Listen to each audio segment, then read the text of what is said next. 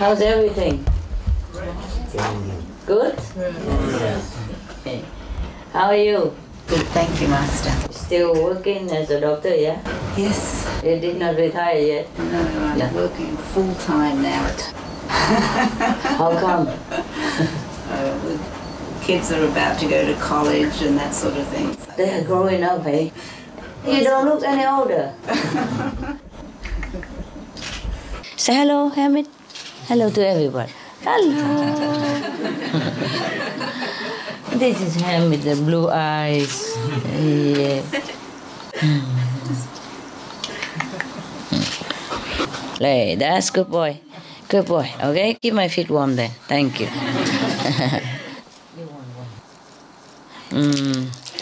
This is for the people, you know. We love.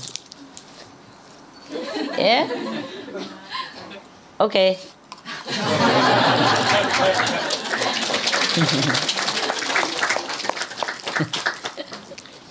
Okay, enjoy Hamid. He's a very shy one. Normally, if he's goody, happy, they would jump all over, but this guy, he just stick around me. Huh? Go say hello now, good boy? Okay. Oh, you like her, huh?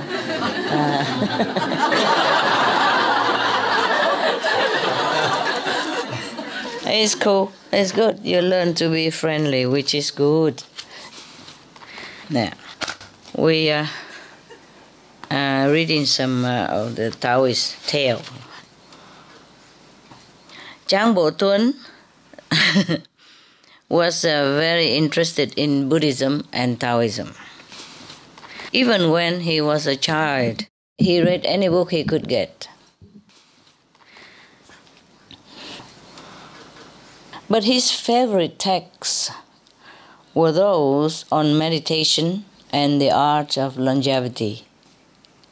He's not attracted to governmental office or any of those that making money, like business or any position in society.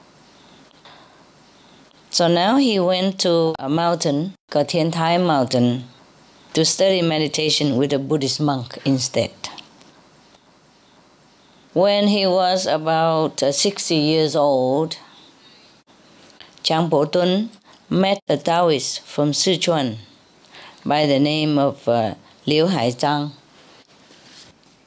and began to practice the Taoist techniques of cultivating body and mind. Whoa, just like you guys sitting here cultivating body and mind.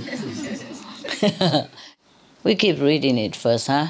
And then we can try to expound it later. Bo Tuấn had a friend who was a Zen Buddhist. The two men often met to meditate together and discuss Buddhist and Taoist philosophy. One day, the friend, whose Buddhist name was VIểt, went to Bo Tuấn retreat and said to him, "Oh, I have mastered the technique of spirit travel." You know what that means, right? Astral projection, huh? Okay, I explain later. So I have mastered the technique of spirit travel. When I enter meditative stillness, I can send my spirit anywhere I want. Ah, that's different. I'm all excited, I want to tell already. Bo Tuấn proposed, okay, shall we travel somewhere together today? And VIểt said, my pleasure. So asked Bo Tuấn to VIểt, where shall we go then? And his friend said, oh, we can go to the gardens in Yang County if you like, because I have heard that the flowers there are very beautiful. And they bloom, in full this time of the year. So they both sit on their meditation cushions or meditation chairs, the way you do, close their eyes and send their spirits to the flower gardens of Yang County. When Bo Tuấn arrived, he found his friend already sitting on a bench. Huiting told Potun, I've already walked around the garden 3 times and you just came? So Potun only said, why don't we each take a flower back as a souvenir? So Huiting nodded. Then the friends walked through the garden and each plucked a flower. Back in Potun's place, the 2 men opened their eyes again and stretched their legs. Potun asked his friend, where is your flower? So Huiting could not find it. So Potun then reached into his sleeve and brought out a beautiful chrysanthemum. At first, Huiting was disappointed, but then he laughed and said to Potun, I'm glad that you were able to bring back a flower. At least one of us did. So Potun gave the flower to his friend and said to him, I know you appreciate flowers very much. Take this one home in memory of the good time we had today. Later, when Huiting had left, Potun's student asked him, why couldn't Huiting bring back a flower just like you did? So Potun replied to his students, saying that Huiting cultivated his mind only. Therefore, when he entered stillness, he could liberate only his spirit.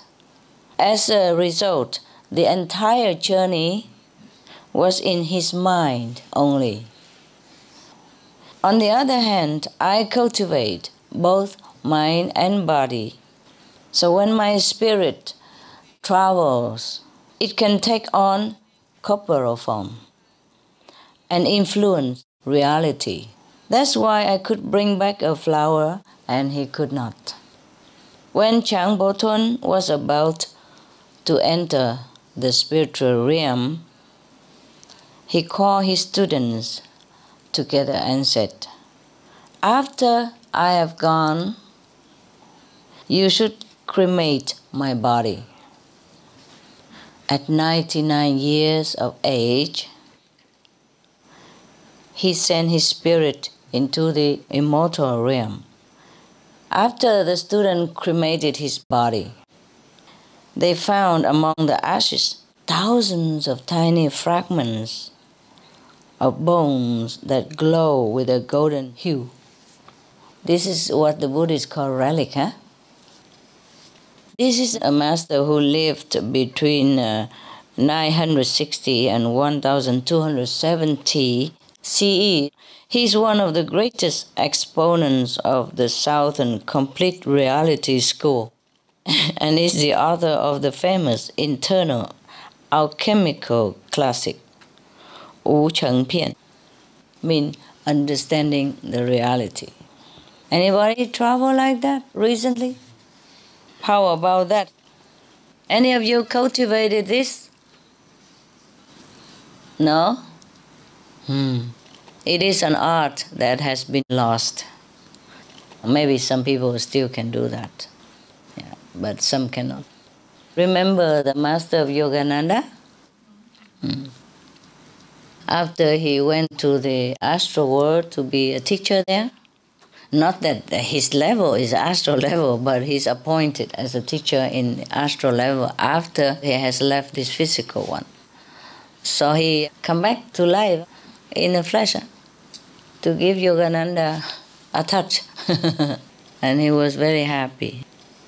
But I told you also that astral beings can always manifest themselves in the flesh even and come back to this world for a while, yeah? There were different times for different levels of being who can manifest themselves into this physical world. Depends from which level you come from, you can stay how long. And also depends on how meritorious you are, even as astral beings. There are those who have a lot of merit, there are beings who have not too many. Even just a normal ghost, you know, some of them have more power than others. The one who has more power can manifest himself truly in the physical body and can even throw tantrum. If you go into his haunted house, yeah, he sometimes throw cups on the floor and breaking mirrors, all that stuff to scare you and tell you to get out, you know? Sometimes tickle your toes. They're kind of possessive, you know. They think that house belongs to them. That's why they don't want to get out. And anybody who come in, they think they invaded their house. Until they are free from the ghost existence, they will continue to believe that they are living in the physical body even. Now, let's check it out. So, this man has not been interested at all in worldly position as well as gain. So he went to study both with the Taoist and the Buddhist. He has been studying with a Buddhist monk. Okay, so at that time, the Buddhist monk that he studied with obviously has transcendental power. That's why he could meditate and leave his body and go in the spirit, yeah? And later, at 60 years old, he met a Taoist from Sichuan, loihayydep. And then he practiced the technique of cultivating body and mind as well. The soul, he can cultivate with a Buddhist monk, but the body and the mind, he probably cultivated with this Taoist. Therefore, he could leave his body in some places, and then he travel in another places, and then even take also his material cells with him. So that over there he can actually pluck the flowers, you know, physically. He doesn't have to take the whole body. That's why his student probably still can see him sitting there or in his room or whatever. I think there are one or two people in the world still can do that. Maybe in China and Russia. Surprised? Yeah. In Russia, there is a lady who is not eating anything at all right now. Not eating, not drinking. Sometimes we expect, you know, like some phenomenal person would live maybe in India or Tibet or something, you know, but it's not always. It's not always, yeah? We expect enlightened master live in some temple, yeah, or some saintly person, a saintly priest live in church. Now, for a person who is not interested in fame and gain in this world, he's already half saint, I think. I mean, truly not interested and not lazy, you know. It's different. And it's not only uninterested in the material gain, but there's another aspect to it. Like this person, why not interested in money and gain, you know? For what reason? Okay? He's not just like, okay, he's lazy, he don't want to earn money, or he doesn't know how to count money, so he's not interested. Or maybe he has too much money, like inheritance, yeah, from parents, so he doesn't care. The reason you forsake money or fame is important. It's not the action alone, yeah? Yeah, if you just forsake the money and name and just don't do nothing with your life, then it is a waste of a life, yeah? You waste the food of the world, especially in this time of food shortage, yeah? So, this guy, why he was uninterested? Tell me. He had something better. Like what? His meditation practice. At that time, not yet. He forsake, you know, worldly gain and fame to have time to go and study with masters in different schools. So he went to study with the Buddhist monk, who obviously was enlightened because he stayed with him until he's 60 years old. And then he met a Taoist who also teach him another thing, yeah, body and mind. Because as you know, the Chinese people, most of them in the old time are Buddhist. And at one time, Buddhist was the Chinese kind of national religion, yeah? Nowadays, many countries still have national religion, huh? Like in Arabian country, they have Islam. In the Western countries, they have Christianity. Yeah. Baha'i, of course, Baha'i is a universal. You know, that when the Masters was alive, you know, is comprised of all kind of religion. Just like what we are now, whoever you are, you come, yeah? Buddhist, Christian, Hindu, Muslim, whatever. We don't discriminate, yeah? The real Master never discriminates. So Baha'ism was like that, because the Master was enlightened. The Baha'ist Master was enlightened. Therefore, the teaching of his is just universal. It's just like any real Master teaching. The same with the true Islam, you know, true Christian, or true Buddhist, true Hinduism. Any religion believes that God is loving and kind, right? That's why they always pray to Him, help me, grace me, bless me, protect me, yeah? If a person who is not kind and loving, how He protect you? How would He care, yeah, to bless you? How would He care to grace your life or anything? So even if any religious scripture or the religious believer doesn't say that God is love even, but it's implied, yeah, that God is a loving person, yeah? Very protective, very kind. That's why we pray to Him or her. Because if it's not kind, how you care to pray to them? If a person or a being is not loving, how would you even think to pray to that being, right? So God, obviously, is love. So how can a person who embodies love teach anyone to kill anyone else? It's also his children. Or even encourage that, or even tolerate it, or even bear it. We were in heaven talking about God, huh? Let's go back to earth again. Now, the Zen Buddhist friend of his, Huiting, also has the ability to free himself from the body. Do you remember reading the story about Kabir? Kabir, after he died, he seemed to take his body with him too. Because the Hindu and the Muslim were fighting with each other, saying whose denomination the Master should belong to and must belong to. And they fight over his body. They believe he's Muslim, because he teaches also Muslim teaching, maybe referring to a Muslim teacher of the past when he have a Muslim disciple, yeah? And when the Hindu disciple come, then he talk about Hinduism and the past master and Vishnu and Brahma and all that.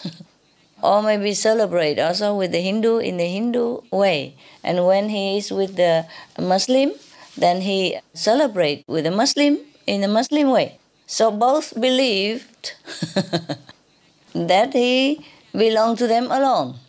It's possible.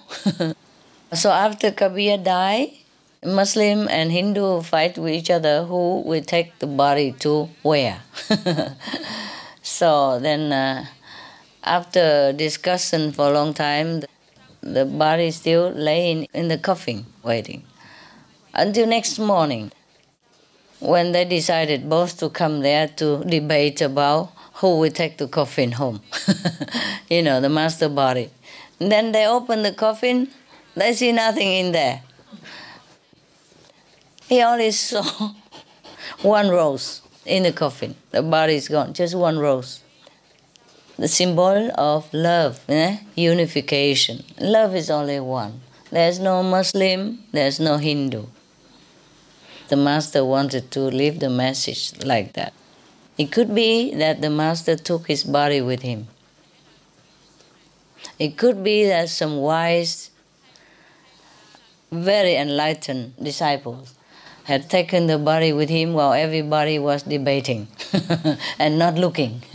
So he just take it away, worrying that the Muslim or the Hindu or both, they would chop his master body into two parts. After all, and decided, okay, you the left, I the right. Yeah, then that would be disaster. Huh? It would be terrible. Because it's not like the Muslim or the Hindu have enmity with each other. But it could be that they can be in the conflict, you know. They could even chop a master body into two, divide it in two halves so that each one take one, end the discussion. That is one thing. Because maybe not all of the masters have been highly enlightened. You see, in any spiritual practicing group, there are some are highly elevated spiritually, some are still nowhere. And mostly the ones who are not very enlightened are the loudest mouth. Ego. I know everything. Master would want this. Master is mine. Because if you are truly enlightened, you don't have this kind of attitude. Yeah? You don't. You just do what the master said anyway. It's not that if you are initiated by even the highest master, you will be immediately all enlightened. Even if you are all enlightened at the time of initiation, you will lose somehow some degree of it as the time goes by, because life take over again after you get out of the meditation room. Your ego control again, you know. Any moment you forget God, any moment you forget your real self, the ego come in and pose himself as you and make trouble for you and tell you all kind of things, because you have a lot of habit which you love to keep. Yes. Even just to put out a piece of meat is very troublesome for many people, because many people, any age, not just now, understood the master teaching. But they don't practice because they cannot leave that meat alone. They cannot leave alcohol, they cannot leave cigarette, for example, like that. And above all, they cannot leave their ego. They think they know everything there is to know already, for example, and that they are a very, very good, devout disciple of God. They go to the temple, they go to church, they think that's enough. So many reasons why people who come to the lecture agree with the master, but will not follow. Most of the time is the eating habit, you know. To satisfy the palate, we do many things. We even kill, yeah? Mostly just for food, for security of material comfort. And food is very important to many people. And they do anything for it. That is a problem. Ego is the worst enemy of humankind. Luckily, the animals, mostly they don't have it. Most animals don't have it. Even the vicious animals, they don't have ego. They just have, you know, that kind of animal instinct. They do what they do. That's it. But they don't have ego. If you see two male animals fighting with each other, mostly it's just in season, you know, because of the heat. That's it. But they're not really trying to prove anything. But in a group, of course, sometimes they had to fight to know who's the strongest, and then they elect as the president of the animal group. And that's it, you know, and they take care of each other. They don't make their pack member go out and earn money and pay taxes for them, or build a good house for them or anything like that. They do take care of their pack member. They have one leader and everybody listen to that leader. So for example, a pack of wolf, you see, there's one alpha. And if the omega would try to go near while he has not finished his meal or is not allowed, then he growl at him. But that's about it, you know, and the omega knows, just duck away and not making much trouble. Because in a pack, like even a dog or wolf, the leader eats first. It is the rule like that. And then afterward, all members eat. Also according to rank. The thing is, they also organize themselves. Like dogs, for example, why the leader has to eat first? So that he has the strength and ready to take care of the whole group whenever necessary. If any of the member die, of course they will be sad, they will be very sorrowful. But if a leader die, then nobody lead the pack. Protect the pack and lead the pack. The pack leader must be strong, intelligent, and dedicated. Therefore, when they chose a leader, they of course take care of the leader. Privilege. It makes sense, no? For example, if they are eating and then suddenly there's some danger come, and the leader is already full, and strong. So he can lead the pack quickly out of there, and he's strong because he has been eaten and fed and well. But even if the member of the group has not been filled yet, they still can follow the leader first and maybe eat somewhere else later. But if the leader is weak, starved, hungry, and then therefore his mind also not alert enough, then he cannot lead the pack out of danger, and take care of them. Therefore, in the animal kingdom, everything is logical. It's not ego at all. It's not about ego. It's a logic and the survival necessity. This research just show you that animals are really intelligent, very well organized, and very cooperative with each other. If we humans can do that at all time, then we will have no trouble at all. But in our human society, it's not always that good, is it? Even if you elect a president, you don't always give him all the respect and all the cooperation necessary. That is a sad thing. Even if the president is of the opposite party, we should give him respect and cooperative, and also feedback and all that. Help him, not always agreeing to everything, but at least give him respect and power to work and authorization. Due respect, at least. It has nothing to do with politics even. You should treat another human with respect. So being a group leader of human is not as good as being a leader of a wolf pack or a dog pack or even a bird flock, because they respect their leaders and they work together. You see, when the bird flock fly together, they coordinate, They fly in formation as to benefit the whole group, They are really scientific-minded and very, very coordinate with each other for the whole group's survival. In a human group, this is difficult, Everybody wants to be a leader, but nobody wants to be led. Even if you don't know how to lead, you also want to be a leader. Leader is top. Just want to be at the top, that's it. Yes.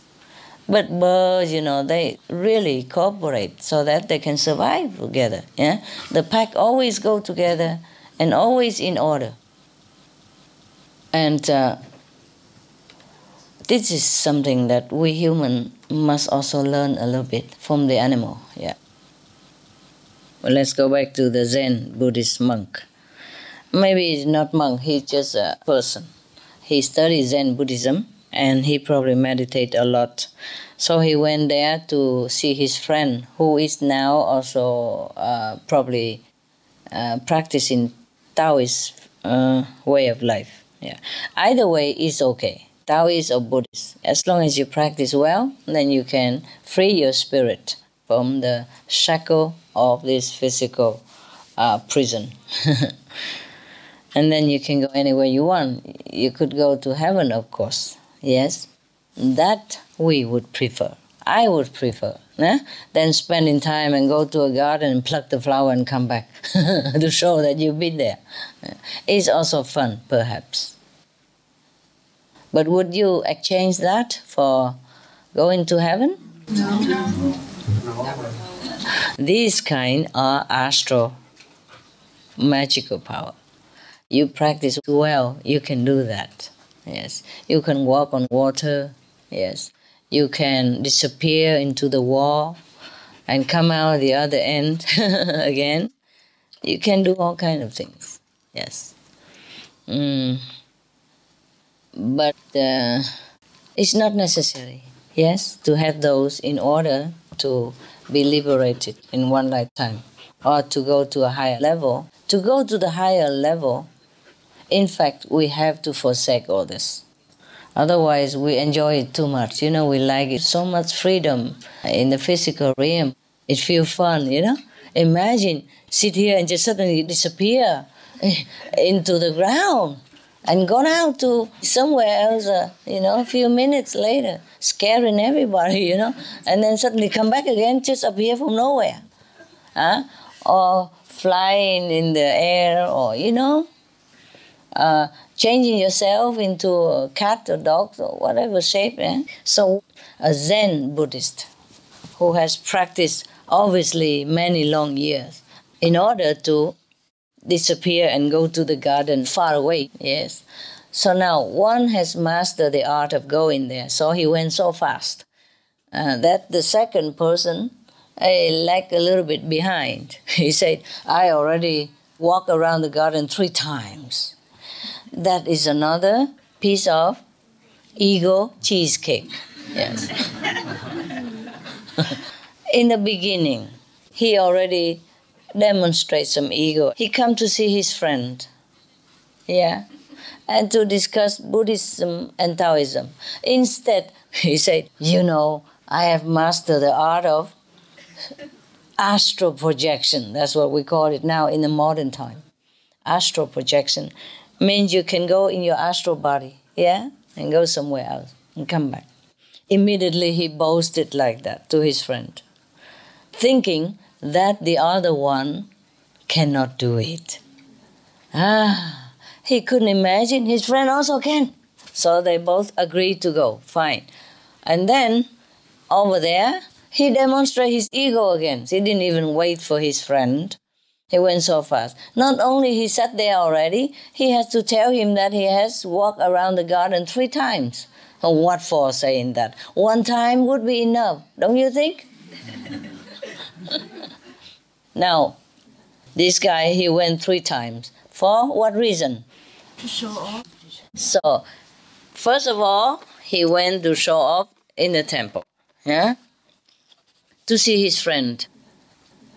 Not genuinely come to see a friend because you miss him, but come to show off his achievement, yeah, of astral projection. And then now, since his friend also knows the art of traveling in spirit, he feels a little bit put off. So he has to use all his mind to run fast. And in the garden, run 3 times again, so that at least he is something better. The first one, the Potun, was just sitting in his temple, teaching his disciple, and minding his own business. Right? He didn't even call his friend by phone or email him, tell him, please come here and let's go to a garden together. He probably did not say anything yet until his friend asked him, you know, can you? Then he said, okay, I can. What for you see the flowers? Huh? Now I don't even want to pluck any flowers. I don't even want to pluck vegetable. I don't want to pluck anything at all. Because number 1, you know, you don't need to do that. You let them live, yeah? Number 2, you're not interested. Even if you say, okay, Master, there are new flower garden, you know, with more flowers, variety that we have never seen before, and tell me to go, I also don't bother to go. Okay, the first one won't come and show off. I can travel in spirit. Since the friend also can, he feel a little bit disappointed. So he has to run around the garden 3 times to show that, okay, I'm better. I arrive first anyway. Probably the other Zen monk, oh, never mind, you know. He go to garden, why hurry, you know. The Zen monk can pluck the flower truly and take it home, and the other guys cannot. So who has the last laugh? Huh? The Buddhist Taoist monk. Look at the two of them competing in magical power. Such a children play like that. After he said to him that I have walked around the garden 3 times, Boton said to his friend, okay, why don't we pluck some flowers to bring home? Because he knows. The first guy wants to show his speed. Waiting, you know, the one who went first to the garden. So the Buddhist Taoist Boton knows the other guys cannot pluck the flower and bring home. So he said, why don't we pluck the flowers? Yes. Yeah, both want to show who's the best. And of course the Buddhist Taoist had the last laugh then. But what for? They are very funny.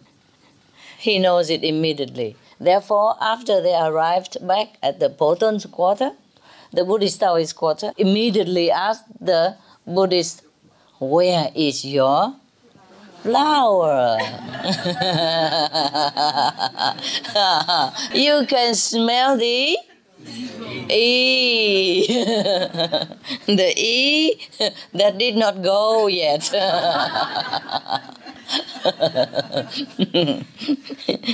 The E that still go around and stick to the person. So of course he knew already that the Zen Buddhist cannot find it. Yeah, because he knew already that he's only trouble in the mind, but not in the physical dimension as well, not the physical cells as well. So I said, where's your flower? Where is my flower? I don't have. So of course, now he can laugh. And he took out from his sleeve a beautiful chrysanthemum from that garden and presented it to his friend. Nicely and politely even. Yeah. I know you love flowers. So take this home for a souvenir. You see, they both are similar. Huh?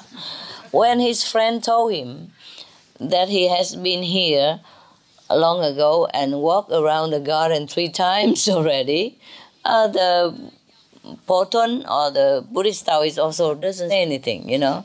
Doesn't even say, oh, you are better than me. Oh, okay, I haven't mastered anything. And the same with when the Boton showed the flower, he also didn't say anything. Oh, you are really good and I have to learn that. And no. Both of them keep quiet. Just try to do another trick to get even. Take this home as a memory of our good time today. How can a man who has ego so much still feel that it was a good time when he cannot take back a flower? And now he has to take home the evidence of his loser position. Imagine, practice spiritual and still like that. Sarcasm, competitiveness. But nevertheless, this story is a very interesting story. To let you know that there are such things, yeah? That you can even overcome gravity, overcome the physical laws in this world to be something else, to be free. At least go to some garden and pluck a flower. That's already very good, right? How many people can do that? Not to talk about that we go up to a higher realm, you know, in a spiritual dimension. That's even harder, of course. So later, of course, he explained Boton, you know, in all splendor, you know. Of course, his student would ask, you know, and of course he would be too happy to answer. So he was just too happy to answer, but casually, you know, like, oh, we think he couldn't do it because he only cultivated his mind. Oh, and the student, of course, yeah, has the opportunity to praise his master. And of course he enjoyed that very much, Potun. Because even in those times, maybe even more so in those times, if anyone who mastered the art of this astral projection, going through long distance in no time and come back without any transportation needed, that is somebody to be revered, even like God, or at least the immortal, they call them, the great master. So even then already something very, very phenomenal. But the master beated him, won over the battle. Then of course the student will feel much more awe. So Potun has mastered the art to travel with the spirit as well as the corporal form, to go together. So it's a little different. Some people can also travel very fast with the body, They just step in on blade of grass or on air or any little thing. So just to travel very fast, like flying, almost. Maybe that's why he's a little bit slower, because he takes his corporal form, therefore he's slower than the other guy. But when he died, he could not take his body with him. Because when he's about to shed his body and enter immortal abode, he called his students and said that after I die, you should cremate my body.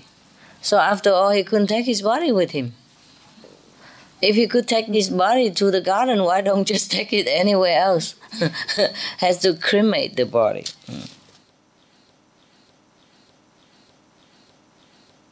But after they cremated his body, they found many relics, Buddhism is very important. That you die, you leave some relics behind.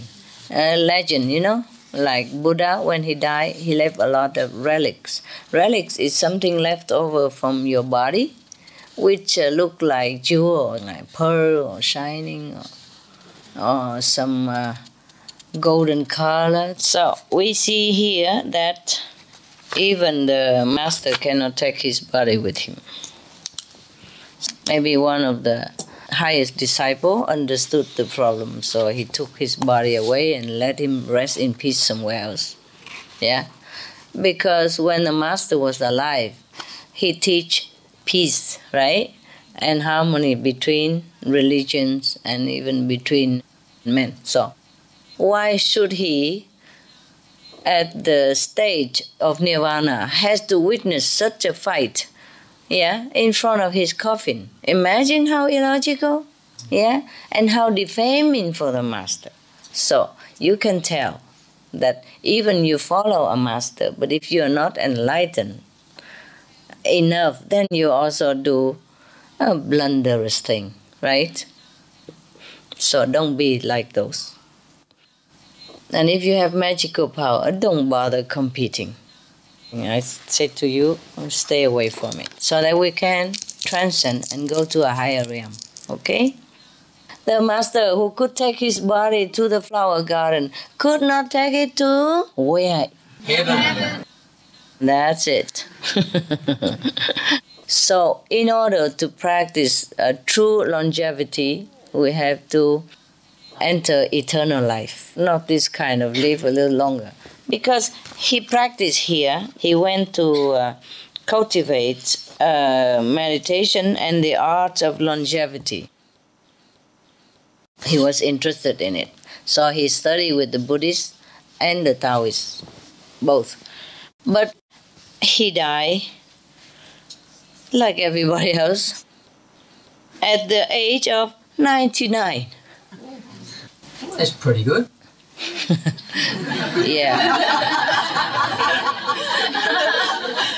In Japan, they have a lot of women who practice nothing and live over 100 years. Now, many men and women, they live over 100,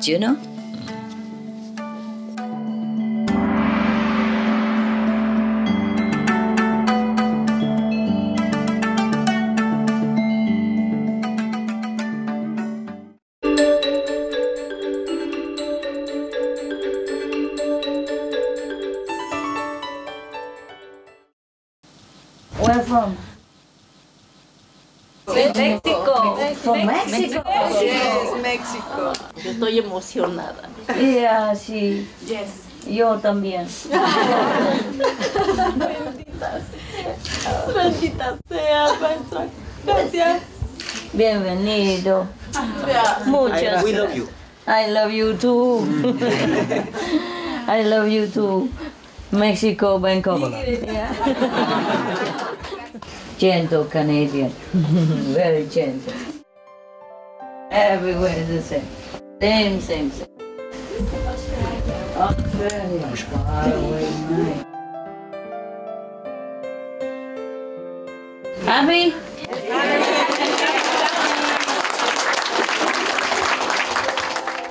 Vietnamese, welcome. Thanks for coming. Who is here? How? Chinese, huh? How? Tell you some story, okay? Yeah. Yes. This is from Taoist, the Taoist Bible. This is one of the essays in the Taoist. The Taoism, the real Taoism. Yes. The Tao when Master Lao Tzu is still alive, he wrote on it himself. Wow, supposed to directly from the Master. Yeah, because one of his devotees, he's an official of the court. Yeah, he admired him so much, so he invited him to his small palace and invited him there, and he begged him to leave him something, yeah, so that he knows how to practice later. Because we need two kind of knowledge, One is inner knowledge, and one is outside knowledge about the Tao. Yes. Not because of worldly knowledge, but even, practicing spiritual knowledge, we need a little bit of theory. Yes. Therefore, the Master had to speak sometimes, and we have some little regulation like the 5 precepts, yeah? Like no killing, no stealing, no lying, no messing up with a sexual relation, and no intoxicants, yeah, for example, like that. And the Master gave discourses to satisfy the mind. Because if the mind doesn't accord with the way we practice, then he will make trouble. He will say, why? Why you have to follow the Tao? Why you must follow Lao Tzu? Why you must meditate 2.5 hours? Why? Go out coffee shop, nicer, cakes, coffee, yeah? Go out, do some other thing that's more fun, Whatever that is pleasing to the physical demand. But if the mind understood, even though the mind is only a physical instrument, but if he doesn't understand what you are doing and why you're doing this, and he doesn't agree with it, then he will make a lot of trouble. He still does make trouble. Even Master says so many things, explaining thousands of times already. He still make trouble for us a lot, yeah? Why must go to here? Why stay in Mexico better? We are from divine. Yeah, everybody knows that. And we must go home sooner or later anyway. So might as well know where we're going in advance, so we don't get lost in the jungle of spiritual zigzag. Yeah. Spiritual has different level, lower level and higher level. In the lower level, we have a lot of zigzag. Astral world, for example. If we don't know where we're going, we get lost. Not lost by not finding a way to go, but lost in the temptations. Lost in the beauty of the astral world. Because the astral world, even though it's the lowest level of the invisible kingdom, it is still very beautiful, attractive, charming, bewitching, even more so, because there's magical powers there if you attain it. They are beautiful women. The astral women are beautiful, beautiful. Yeah. So, for example, like that, and the houses there are nice, and everything is comfortable, and you can go anywhere instantly. Also, you feel so free and powerful. If we do not know anything more than the astral world, we think that's it. That is the end of all journey. That is the highest dimension of spiritual attainment. And then we got stuck there. We don't think of anywhere else. We don't want to know anything else. We're too busy enjoying. Every day, so much thing to do, so much thing to understand, to attain, to learn, to enjoy. Oh, we don't even have time to think about anything else.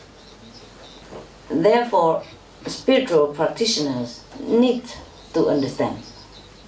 For the mind's sake, the soul understood everything. It's just the mind that binds everything into this physical body. Even in this physical world, you know that yourself. Look how terrible our world really is. It's all like half hell in some part of the world. Some part of the world is true hell. And even our life is comfortable. But how comfortable it is? Not really that comfortable, is it? The man is plagued with desire, planted inside him. He is helpless. It's not like he wants anything like that. Yeah? The hormone is ragging inside all the men and women as well. Men are more. Trouble them. And they cannot even calm their mind to sit for a few minutes. For example, like that. Huh? Okay, if he is married, and still there's other temptation around him. Yeah? It's always the grass is greener on the other side of the meadow. Now, it's not like he wants it to be this way. It's just programmed into his system, just to make trouble for the poor guy. And for women, we have others trouble. Yeah? Okay. Even if we are happily married and have everything we want, how much is everything, And we have to pay for it. We have to work day and night sometimes, even during the time of sickness, bad weather, or dangerous situation. Still have to work just to provide 2-3 meals and some clothes on the back for the family members. Okay, even if you have a lot of money, like you're a successful businessman and you have lots of money, and still you have other problems. Yeah, the employee's problem, the company, you have to take care of all the information you have to read to advance your company, and all the report of the company, all the up and down of the financial situation. Oh, there's no end to a responsible man. With big success, big power comes big responsibility. Sometimes he cannot sleep. Sometimes he neglects his wife, his children. And therefore, sometimes his marriage is at stake or even broken. And with it, his heart also broken. And then maybe his empire also broken because he has no more energy, no more motivation to continue with his work. So this world is really half hell already. And it's hell in many places. People have no job, even if they want to work. People have no home, even though they just want a very simple hut, just to cover the sun and to protect from the rain. Even you want to work, you don't have work in many places. And then even if you have work, the disaster coming, natural disaster, or man-made, or all kind of things that is plaguing the man and woman day and night and affecting the children. Sometimes they die without food, die without clothes. You can see all that on TV everywhere and on newspapers everywhere. These are not positive news and nobody likes them. But at least, thanks to the reporters and the journalists who went all the way to such areas to report to us this situation. Otherwise, we would not even know. And sometimes we know such situation, we cannot even help because there's no transportation means, there's no way we can go there, or there's visa problem, the conflicts, the war, and everything, my God. You know, we can go on and on and on forever about what a world we live in. And I'm really amazed how we can live in this world even. You know what I mean? With all that heaping on us day in, day out. And we still can survive, you know? And we still have children and business, some of us. And now, even with all this trouble and sorrow, yeah, and really disadvantages to be a human on this planet, for the rich and the poor alike, still, we are so distracted with very little pleasure, if you can call that pleasure, in this world. Not to talk about the astral planet. Do you understand me? The astral planet is a paradise, if you compare to this world of ours. What I mean by pleasure, look at the man, okay. He just have a little pleasure with a woman, and what happened? Maybe he have a kid, and that's it. 20, 25 years, huh? Duty bound, a good father, yeah? If you don't want to be a good father, you have to live with your conscience, heavy conscience, all your life long. Or you have to live with the, disdain of your family members and the girls' family members or societies. It's enough to live with your bad conscience already. Oh, it's terrible for you already. If he's not lucky, his boy also go out and make another baby. And he has to pour all his money out or marry the guy first. Okay? Okay, fine. And then establish, some work for him, or if his son is good, and find a good job, okay, fine.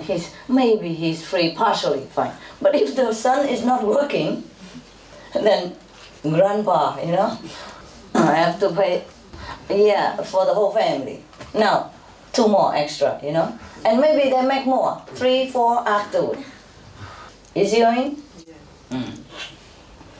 And if his boy is good, fine, but maybe sometimes they're not good, they have to go to jail and all that, and it broke the father's heart as well. It's not just about financial support and the work that he's doing for his son.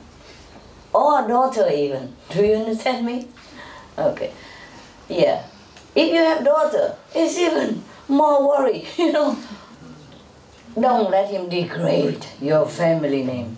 Okay, daughter, understand? Now, there is no end to what we have to do in this world, and still don't have much happiness in return.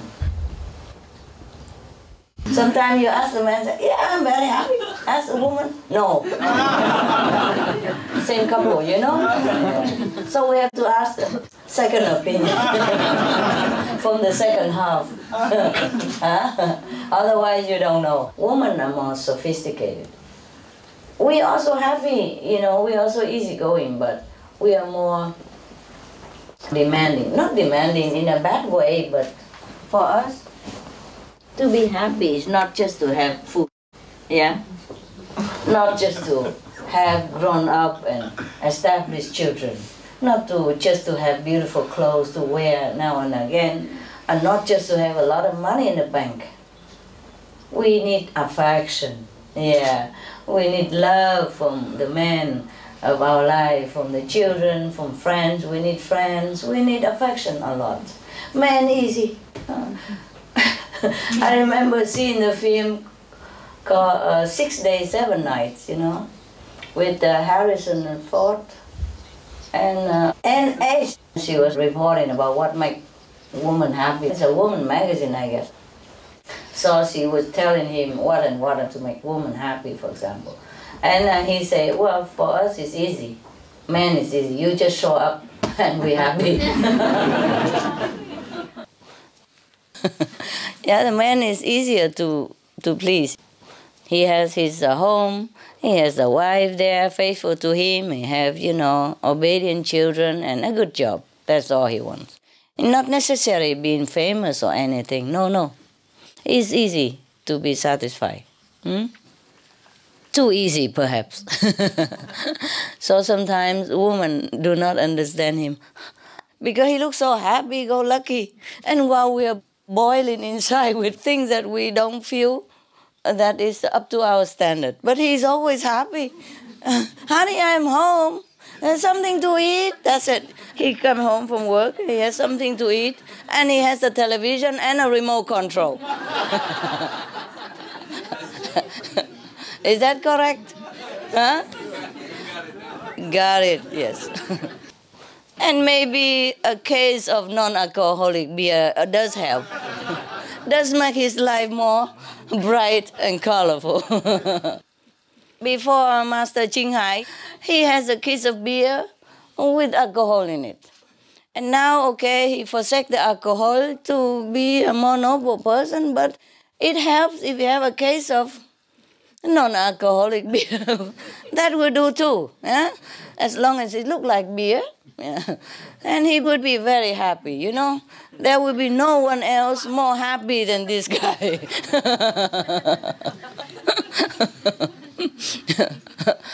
So it's very easy, you know. So I don't understand also why women are unhappy with the man that she married to. He's so cute, easy. Just a remote control and some beer, that's all he wants. And then you can do what you want. You are free from him even, you know. He doesn't even expect you to sit next to him and exchange the remote control with him. It's better he control all by himself. So you see, the woman, we need something more. We need something more than just TV, and we hate TV. Yeah. Supreme Master TV, okay, but anything else? Because when you're watching TV, all your attention is on the screen. No matter what program. Good program, okay. Bad program, okay. So-so program, okay too. And repeated program, okay too. Keep watching it, it doesn't matter. It seems like the television had a glue on it. So if a man sit in front of it, his eyes just glue onto it, automatically. And women, we like to hold hands, you know, and go out walk in the garden together, sharing some jokes, a story, renewing the relationship, talking, you know, sweet nothingness and all that stuff. So many women hate TV, you know, because when the man sit in front of TV, he's lost to the whole world. Not to talk about his wife or children. I'm just joking. Not all the men like that, right? They don't always hook in front of the TV, right? So in a spiritual practice, we need also theory, you see, in order to tell our mind that this is what we should do. And this is logical, and this is good. Otherwise, the mind don't want to do it. He like to go out enjoying, you know, watch television, coffee, and go out chatting with friends, or football, or whatever. Some men like to go out every day for drinking, yeah. And so left his wife alone, very frustrated and lonely. And in that case, also the family will not be good, you know. Broke up later on. The man is happy, of course. He always says, yeah, I'm happy. I have a very happy marriage. Woman, no. Yeah, she needs more attention. She needs to tell him about how children are doing in school and how they're doing at home and what needs to be fixed at home, what more missing at home. But the man doesn't care too much. Some men don't care. Okay. So you see, even in this world, we have so much trouble and not all that pleasant. And this world is not all that beautiful. It is beautiful for what we know, but not as beautiful compared to even the lowest level of the spiritual world. And we still are so attracted to here, to all the things going on in this world, so attracted to all kind of toys here, that we sometimes hardly have time for meditation, hardly have time for contemplation. What to talk about up there? Here, if we want to go to coffee shop, for example, and you live a little bit farther from city, you have to drive your car, yeah? Go out even in the cold, the snow, the freezing weather to go get a cup of coffee somewhere, just to sit with people, be socialized and talk with friends.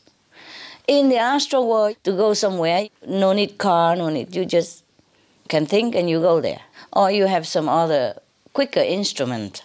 You don't need car, you don't need to take so long. It depends on what level you are, of course. So how much more attraction, and you live long. You seem to live forever up there. You don't age. You don't look old. You don't feel sick. You don't ever know sickness, for example, like that. Yeah, rarely. Even if you're sick, they use a simple method and you're healed very quick. So how would you have any heart to search for anything higher than that?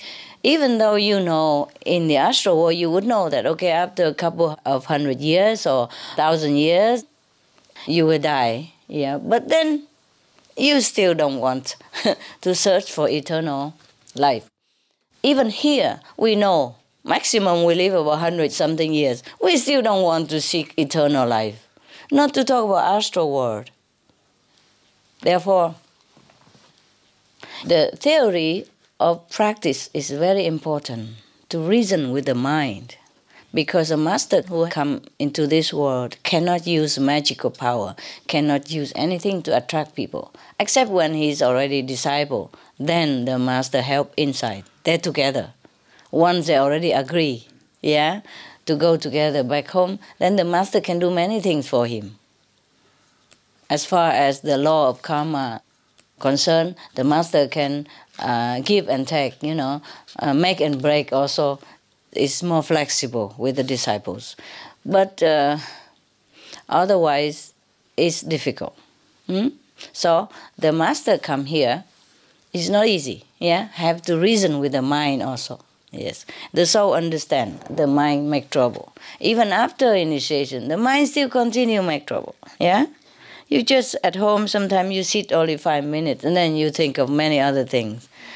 Think of yesterday and today things, and even tomorrow and the day after tomorrow, and one do this, one to do that. Oh, very difficult to settle down. Yeah? But here, you feel more settled down? Yes. After you sit for a while, the mind get tired and leave you alone. Truly. And you feel good. You feel comfortable, no? Yes. You have to truly concentrate on your practice because you came from far away. I appreciate that. But I hope you do appreciate your effort. I appreciate your effort. Yes, that you came from far away and you put down everything in your job and sometimes have to arrange difficult situation to come here. I appreciate that. But you must appreciate yourself. You must know that this time here is precious for you. Just meditate, 5 names, sit, eat and go back, sit. When you come here, when you sit in meditation, you must know the time is precious. The time is just for you. 24 hours, you have only 2 or 3 hours, and even if you have it. Sometimes you don't have. And during that 2-3 hours, you think all kind of nonsense already. So you have only maybe 5 minutes, 10 minutes, truly concentration. So when you come here, it's easier. Yeah? Really try to sit and meditate and concentrate. Whenever you forget to concentrate, you pull it back again. Yeah. Whenever your mind thinks something bad, negative, or not conducive to meditation, you pull it back again. That's how we get the habit going, you see? The good habit. Because we had bad habit all this life already. Not just this life, many lifetimes already. Collecting all the bad habit. And in the DNA also, when we were born. That's why in the Christian they say we have a sin from the ancestors, the DNA, the gene. Yeah, we're born with it. And then when we grow up, we collect more from the society, from the environment. Yeah, mostly bad things. So when we come here, try to train again. Yeah, for 3-4 days, 1 week. Yeah, try to train the mind to sit still, not the body, the mind. But at least if your body sits still, maybe your mind slowly get tired. He try to move you and then he's tired. And then later on, you get used to it. And after a while, you settle down. That's why we have to sit a little longer in order to settle down. Even the same with sleeping. When you're in bed, you don't always immediately feel good, no? After a while, oh, comfortable, huh? Same with meditation. Now, I can only offer you some theory, either from the past master, present master, or from my own experience. But you are the one who has to assimilate it, and digest it, and make use of it. You know, just like you eat food, assimilate it, digest it, and then it becomes energy for you to move around. Similarly, the spiritual food offered to you, you must digest it and use it yourself. Now we go back to the series Tao Te Ching. This is one of the nice stanzas about humility. Who knows his manhood's strength, yet still his female feebleness maintains.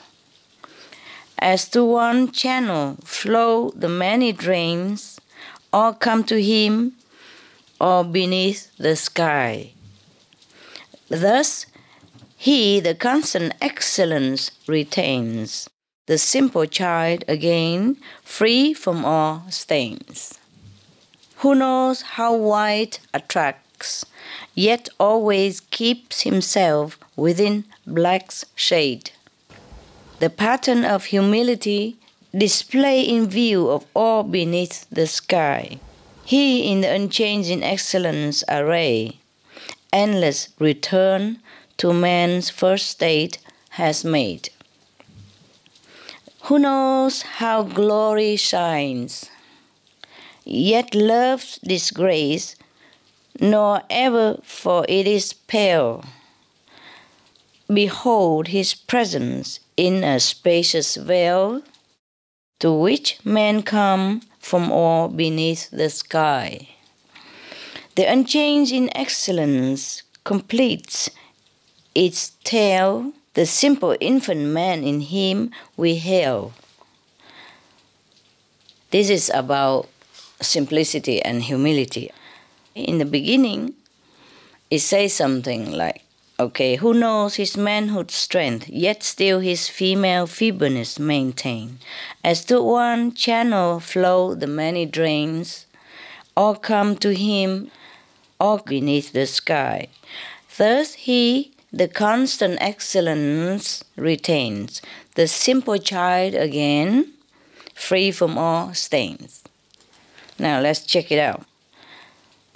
A person who is very strong, for example, a man who knows that he has muscle and strength, but still he is gentle, like a feminine counterpart. He doesn't use his muscle to threaten others. This is just physically speaking. He doesn't display his powers, just to impress anyone.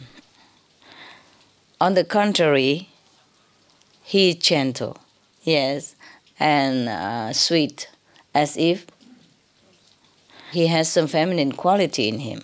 Actually, we all have some quality of female and male within us. In some, have more male quality dominates, then we call that a man. In some, more feminine quality dominates, we call her a woman. We were talking about a guy who has muscle and strength and the tendency of the primate. And he still used not his strength, but his tenderness. Then this man is like a great channel to which all the drain flow into it. So it's like this man will gather all the other beings under the sky. That means all beings will come to him. That is the status of the master. Not necessary that he became a master per se, like famous master or official, not necessary. He just attracts people. All beings, maybe even animals come to him because they feel the love from that person, the tenderness, the true quality of human. be it a man or woman. Here they say man, but it's not necessary it's a man. Some women also very muscular and very strong, you know. It's not necessarily physical, but it's just a symbol. For example, this man, he knows everything that there is to know because he already attained the Tao. He's already understood the function of the universe, the knowledge of the cosmos. But he's still retaining his humble self, you know? And so he doesn't look like a wise guy or anything. He probably look like one of us, yes. But because of the quality inside, it just naturally attract people coming to him or to her. So, Lao Tzu say that this kind of person will constantly retain the excellence of his nature all the time. He became the child again, free from all flaws, from all stain. Yes. This is a man, a woman who has attained the Tao, yes, who has been enlightened. So with this essay, Lao Tzu wants to tell his disciples how to act, how to behave, how to distinguish a person who has attained the Tao. He will look like this. Yes. Very strong, very powerful, very wise, yet very simple, very humble, very ordinary. So he advised his disciples first to carry out their life on the planet as long as they live here. Not just physical strength, but even spiritual strength. You know it, but you don't boast about it. Because the man, after he attained enlightenment, for him it's simple like breathing. He will not feel like, oh, it's a great, I attained the Tao, I am now the Buddha. No, he doesn't feel that way. She won't feel that way. It's very simple and natural to them anyway. But people will know it, and they all will flock to him, all beneath the sky. That means all being, because he's already one with all of them. So they feel no distant from this kind of being. It's not just human, but animals also. That's why he says, all beneath the sky. He doesn't say human will flock to him or her. He says, all beneath the sky will come to this person. Because he has become a child again. Simple, free, and pure. The next quality, who knows how white attracts, but yet always keeps himself within the shade of black. The pattern of humility displayed in view of all beneath the sky. He, in the unchanging excellence, arrayed endless return to man's first state has made. It's similar again, the humility of the man who attained the Tao. Even though he knows what kind of action would attract attention and praise and glory, but he stays in the background as much as possible, of course. The white and the black, this is the Tao people always use, white and black, soft and hard, just to symbolize the two opposite energy in this world, in the cosmos. White is very bright and everybody can see it right away, even in the dark, yes. And black is very shady and people notice not too much. So people wear black to symbolize humility. It's not necessary that the wearer has humility, but it seems like tradition. He's not talking about the clothes here, although it does help sometimes. In this world, people just look at outside appearance and judge the person inside. Nevertheless, the person who attained the Tao is very simple. That's what they mean, very simple. Even though he knows what to do to make himself advance in the society, he doesn't do it. And if he does it, it's truly, genuinely, just for the sake of others. in his heart, this is not just about the action, it's about the inner quality of the man, that in his heart he seeks no glory. That's what it is. No temporary glory of this illusionary world, because let's face it, even if you're king of the whole world, how long it lasts? And what for? The life of simplicity is really the bliss from heaven on this planet. I can guarantee you that. I tasted it, I loved it, and I still love it. It's just, we cannot always keep it. The man who attained the Tao always display his humility instead of the ambition for glory. You can feel that, no matter what he does. Yes. So, Lao Tzu doesn't mean the outward appearance or the outward action only, but he means the truth inside of that man. And it would be best if his situation even allow him to be always humble and simple. For example, but if you are the king, or if you are a high officials of the government, when you go out in a function, you just have to dress good, like everybody else. But that doesn't mean that you're not humble. It depends on the situation. So suppose a person who is very enlightened, but he's already in the good governmental position, he can't just say, I wear sandal, I have flip-flop, because I have to be humble. I have to display my humility. And I don't wear tie because what for? I don't wear suit. I just wear a long cloth or something because I'm humble. It's not necessary like that. What the master meant here is the true humility inside, which is hard to attain and hard to see even. Because most of us judge outward appearance, and that's the problem with us. That's why we miss many opportunities. That's why we don't know what is good and what is not good. That's why we cannot recognize the saint from the profane. And that is a pity for us. But some of us know. And it's lucky for these people. This is what we have to know, the knowledge of discrimination between the highly developed being and the less developed being.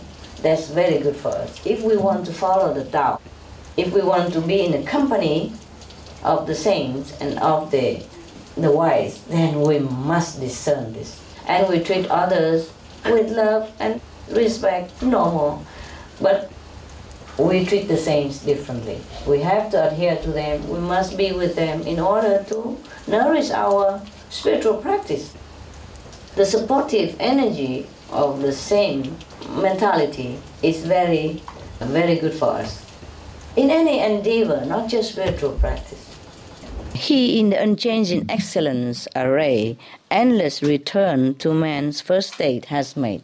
Just similar to the stanza above, that man returned to his original purity, like a child again. Return to man's first state has made.